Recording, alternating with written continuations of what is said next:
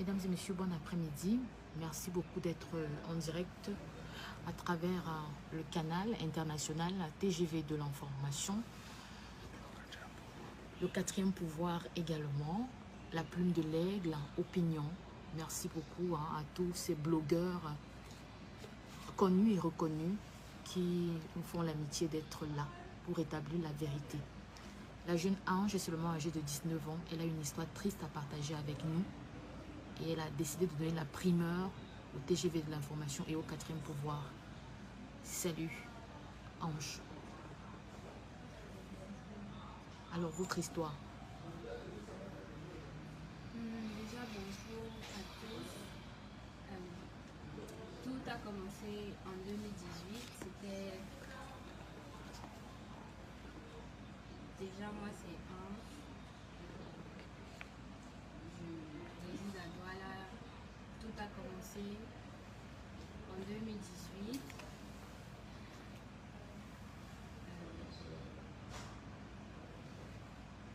Un soir, je suis allée prendre un pot à Sadi, en face Santa Lucia, plus précisément à Taguet, qui est un restaurant où on fait le shawarma. Et tout, je suis allée m'asseoir là, et il y avait un serveur, Chris, on l'appelait, tout le monde l'appelait Chris. Du coup, on s'est changé de contact, en fait, on peut discuter avec le directement, et puis on s'est changé de contact, et puis je suis rentrée, il m'a fait signe, comme les jeunes font souvent. Puis, on a pris contact le lendemain, et comme cette période-là, j'étais un peu... Je passais un peu une période difficile du côté de mes parents et tout ça. On a fini par loger ensemble, parce que lui, il logeait à Ndovon. On a fini par être ensemble.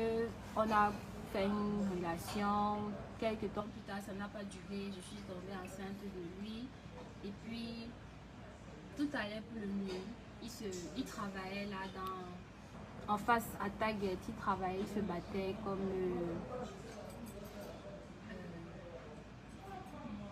il comptait les bières et tout ça, et souvent aussi il servait. C'est comme ça que, mais comme on vivait là-bas avec son ami et tout ça, les choses ont commencé à être un peu plus difficiles. C'est comme si on gênait tout ça. Du coup, on a cherché à louer. On est parti à des bandas, on a fouillé, on a trouvé une simple chambre. Avec les moyens qu'on avait, on a payé. Puis, tout allait pour le mieux. Moi, mon ventre sentait déjà un peu tout ça. Et la crise de Corona a commencé, les choses devenaient plus difficiles, il n'y avait plus de travail. Chris n'arrivait plus à joindre les deux bouts, il avait perdu son travail. Et il a fait pratiquement 2 semaines à la maison. Après, comme il fallait me nourrir et tout ça, il s'est battu, il a fait un travail de shawarma, de laveur dans une laverie du coin. Il n'a pas trop duré là-bas. Et puis, un ami à lui a proposé de faire dans le shawarma, mais il prenait toujours ça comme une blague, genre non, il est nul en cuisine et tout ça. Mais bon, je lui ai demandé de faire, on ne sait jamais. Il a fait, il aidait. Vu qu'il ne connaissait pas la chose, donc il était apprenti. Avec le temps, il a commencé à maîtriser le shawarma et tout ça. Et puis, il était déjà pro. Il était reconnu, on le sollicitait pour faire le shawarma et tout ça. Un jour, il travaillait à Bonamou Sadi. Il était en partenariat avec son ami, donc il gérait une machine à Bonamou Sadi. Son ami gérait l'autre à Bepanda. Un jour, ce monsieur, Mwandi Civil, est venu l'interpeller qu'il veut ouvrir sa machine à Tchang, mais qu'il ne sait pas comment acheter une machine. Donc, comme lui fait dans le domaine, il peut bien l'aider à acheter une machine. Chris a accepté. sans souci, il a accepté de l'aider. Ils se sont changés de contact, ils ont pris rendez-vous et puis il a aidé à acheter sa machine. Avec le temps, le monsieur Wanji a demandé à Chris de venir former ses employés à Tchang parce qu'il ne connaissait pas faire le shawarma, donc de venir les former pour 3 jours et qui seraient très bien payés, logés dans un hôtel, donc il était payé 10 000 par jour et logé dans l'hôtel. Il est parti. Moi, je n'étais pas trop d'accord, mais bon, quand il est parti, il m'envoyait tous les messages que waouh, il est le shawarmiste le plus mieux payé du Cameroun. Parce que 10 000 par jour et puis véhiculer, tout ça, c'était vraiment, il était bien payé. Et puis, il a finalement fait 6 jours. Les 3 jours n'étaient plus 3 jours, c'était maintenant 6 jours. Et le séjour, c'est comme ça que ça a prolongé. Et puis, le monsieur a encore donné une autre proposition. Monsieur Wanji Cyril a donné une autre proposition de monter avec sa famille pour faire au moins 3 mois et qu'il va le loger. Il va nous loger. Il m'a proposé aussi, a demandé à Chris de me proposer aussi de travailler pour lui. Mais moi, je lui ai dit que mais comment ça, moi j'ai l'enfant et tout ça, je ne pourrais pas. C'est comme ça que l'idée, moi je ne l'ai pas adhéré, c'est comme ça qu'on est pu partir à Tchang. Quand Chris est rentré maintenant de Tchang, c'était plus le même Chris qui est parti, c'était un autre Chris, parce que il avait déjà constamment froid. Chris, normalement, même quand il faisait froid comme moi, c'est quelqu'un qui transpirait beaucoup, il aimait toujours le ventilateur. Au contraire, moi je n'aime pas le ventilateur, mais là, quand il est rentré, il avait froid. Vous-même, vous connaissez Douala, il fait chaud à Douala. Donc, il avait constamment froid, il se couvrait, il avait les maux de tête, il avait un peu mal partout. En fait, ça n'allait pas. Et un soir, j'ai fini de faire manger, tout ça, il était couché. Il a subitement commencé à pleurer fort, à crier, tout ça. Et puis, il bavait, il faisait des trucs pas normaux, des trucs comme s'il était fou. En fait, c'était un début de folie. Il est sorti, je l'ai arrêté, genre il faut qu'il parte se verser de l'eau, peut-être ça va aller. Il est sorti, il est tombé là devant la cour. J'ai appelé la bailleresse, tout le monde, j'avais tellement peur et tout ça. Et il avait une force surnaturelle. Les voisins ont dû l'attacher, l'enchaîner et tout ça parce que ça n'allait pas. Et Chris, normalement, il aimait beaucoup. J'ai contacté Monsieur Cyril Wanji, je l'ai contacté pour lui dire que bon, voilà, Chris qui est parti à Tchang, il est revenu, il n'est plus le même. Qu'est-ce que vous l'avez fait? Tout ça, voilà, il est déjà fou. Et il m'a dit que est-ce que je suis sûre de ce que je dis? Je lui ai dit, mais bien sûr, je vous dis que Chris est fou. Vous me demandez si je suis sûre. Bien évidemment, il est fou. Il a dit qu'il va envoyer quelqu'un sur place. Il m'a demandé le lieu où on était, tout ça. Il a dit qu'il envoyait quelqu'un sur place pour vérifier si ce que je dis était vrai. J'ai attendu fatigué. Je l'ai rappelé, il ne m'a jamais répondu. Finalement, on est quitté de là. Il a dit qu'il devait tout prendre en charge. Tous les frais, si c'était l'hôpital, tout, il devait tout prendre en charge pour que Chris guérisse parce que Chris était quelqu'un de bien et tout le monde l'aimait à Tchang. Du coup, j'ai dit ok, mais après le monsieur n'a plus rappelé. Et puis Chris, franchement, ça n'allait pas. On l'a amené chez les naturopathes, un naturopathe, essayer de le traiter à l'hôpital. On ne voyait rien dans son corps. On ne comprenait pas. Il y a des moments qui revenaient souvent un peu à lui, mais ça n'allait toujours pas. Même son enfant, il ne reconnaissait plus personne. Mais moi, j'avais quand même espoir que ça devait aller. J'ai insisté à appeler M. Wanji pour savoir ce qu'il avait fait à Chris. Il ne m'a jamais répondu jusque-là. Et puis, j'ai constaté par la suite qu'il m'avait bloqué sur WhatsApp. Et la mère de Chris est venue, on l'a traîné partout et puis on est descendu à Bertois chez ses parents dans leur maison familiale. On est descendu parce que comme sa mère a un peu vécu là-bas, elle s'est dit que non, on pouvait mieux traiter avec les grands-mères qui y a là-bas, traiter son cas parce que c'est pas simple. On avait appelé les pasteurs, tout ça, on avait tout fait sur Chris, mais rien. On était en prière, tout ça, mais rien. Dès qu'on est arrivé à Bertois, on l'a transporté. Les gens ne voulaient même pas le toucher, tout ça. Nous, on s'est battus, on l'a transporté. Arrivé chez lui, son papa n'a même pas pu le voir.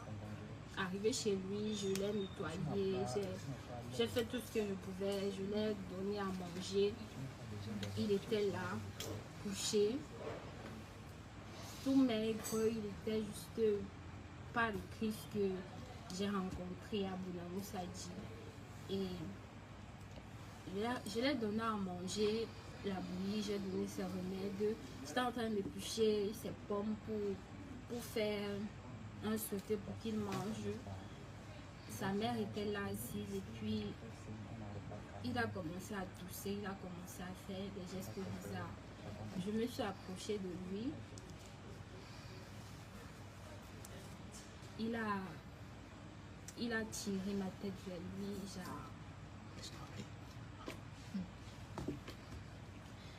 il a tiré ma tête vers lui pour me faire un dernier. Il m'a embrassé et puis il l'a mis.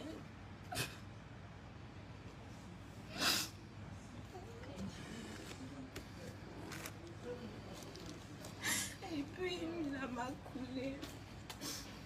Et c'était la fin pour Christ. Et c'est comme ça qu'il est décédé. Et moi, j'arrivais toujours pas à croire qu'il était décédé. On m'a amené hors de la chambre parce qu'il était là couché au sol. J'ai pris l'enfant, je suis sortie. J'ai essayé de faire signe à monsieur Wandi pour lui dire que voilà Chris qui est décédé. Il ne m'a plus jamais répondu. Et moi, je suis convaincue au fond de moi que c'est monsieur Wandi a quelque chose à voir avec ça parce que Chris est parti. Il se portait très bien. Mais il est revenu. Il a fait la folie jusqu'à rendre l'âme. Et puis, monsieur Wandi qui disait tant aimer Chris, que c'était une bonne personne, il n'a jamais, même pas un condoléance, rien, il n'est même pas venu au deuil, il m'a bloqué, tout ça. Moi, je veux juste faire mon deuil, je veux juste savoir ce qui s'est vraiment passé avec Chris Achan et tout ça. Je veux passer à autre chose parce que je n'arrive toujours pas.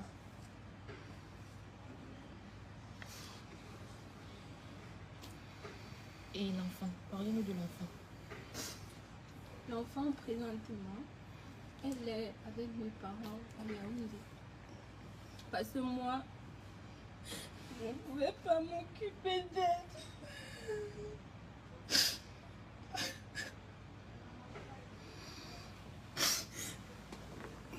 C'est son père qui faisait tout pour elle. Même comme il n'avait pas les moyens, il se battait pour qu'elle ne manque de rien. Moi, je ne pouvais pas, je suis allée la laisser avec ma mère à Yaoundé. Je l'ai laissée.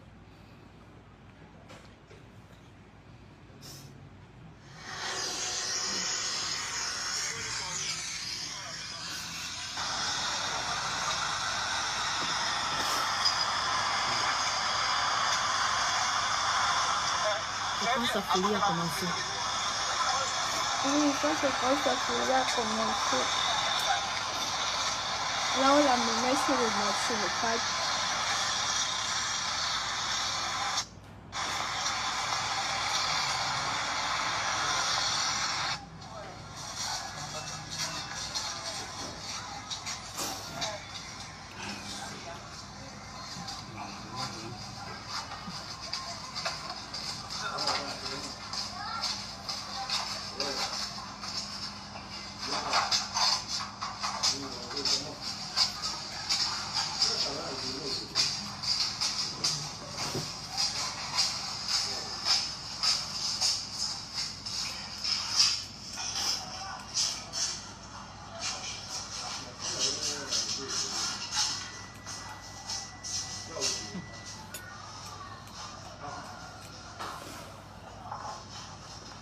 C'était quel mois? Quel mois? C'était en début novembre. Novembre 2020. Oui, 2020.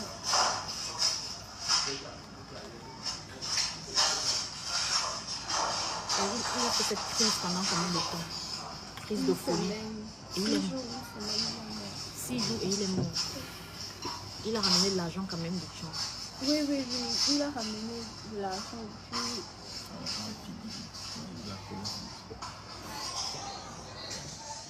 Vous dites qu'il était rémunéré comment? il était payé 10 000 par jour. Vendeur de shawarma. C'est bien. Dans les 6 jours qu'il a fait, il a eu 60 000. Logé.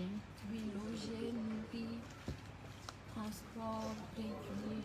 Oui, Vendeur de shawarma véhiculé. Ah, il avait une voiture à sa disposition. oui. Pourquoi c'est maintenant que vous décidez de parler? Parce que je veux faire connaître mon histoire et puis je veux passer à autre chose. Je veux faire connaître mon histoire et puis je veux certaines explications venant de monsieur Wanji parce que j'arrive pas à passer à autre chose. Vous êtes convaincu qu'il connaît quelque chose? Oui. Comment ça? Juste Vous avez... son comportement, le fait de me bloquer et puis Chris est parti là, il revient, il est fou et lui, il ne se dérange pas, il me bloque, il n'est même pas venu au deuil, rien. Il n'a même pas cherché à savoir comment et il savait que Chris avait une copine à la maison et puis un enfant.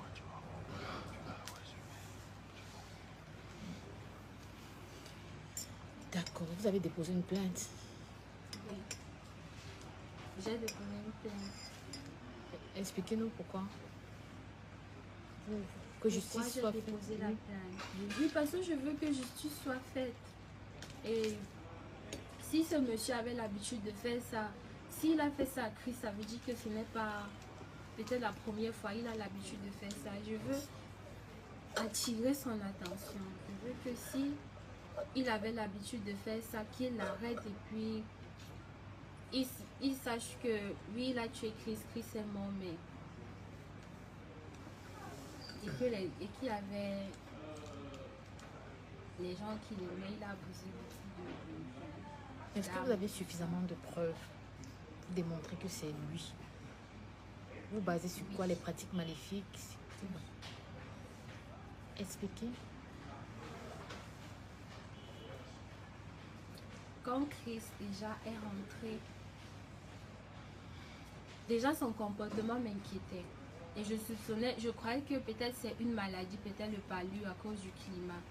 Mais de là à aller jusqu'à la folie, et le comportement du monsieur le condamne encore plus. Ça me comment dire ça? Oui, ça m'interroge le comportement du monsieur. Moi, je suis convaincue qu'il est pour quelque chose là-dedans. Sinon, pourquoi m'avoir bloqué? Pourquoi il se reproche de quelque chose en fait? Sinon, il devait avoir un comportement naturel, venir même au deuil, tout ça. Mais il n'a rien fait jusqu'aujourd'hui. Pourtant, c'est lui, du vivant de Christ, qui disait que non, Christ était une bonne personne, il va tout prendre en charge. Pourquoi me faire des fausses promesses et puis il n'est jamais venu, tout ça? Donc, moi, je suis convaincue qu'il est pour quelque chose. Vous avez de ces nouvelles? Il est où en ce moment? Vous avez des informations? Présentement, je ne sais pas trop, je pense qu'il est à Yaoundé. Parce que j'ai le monsieur Wandy Cyril en fait aussi, j'ai parcouru Facebook, sur la toile, je vois qu'il est aussi impliqué dans certains autres trucs. Du coup, c'est ça qui attire encore plus mon attention que en fait, au fond, c'est quelqu'un de pas bien. Vous voulez qu'il arrête? Oui. D'accord, si vous regardez, quel est le message que vous voulez lui adresser? Parce que vous souhaitez qu'il arrête de faire du mal. Je veux juste... Parlez-lui, citez son nom et passez-lui le message. sur Andy Cyril. Si vous me regardez, sachez juste que vous avez détruit plusieurs